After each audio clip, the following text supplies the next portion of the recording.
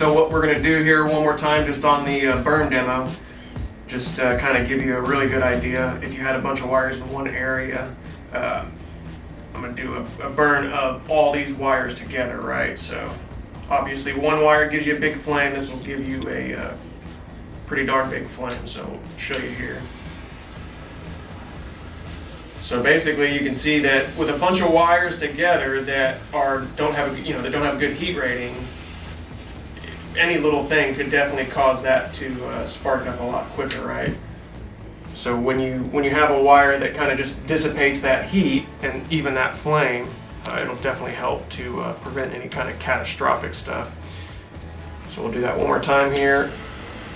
And again, you end up with that big flame really fast, which is kind of crazy actually.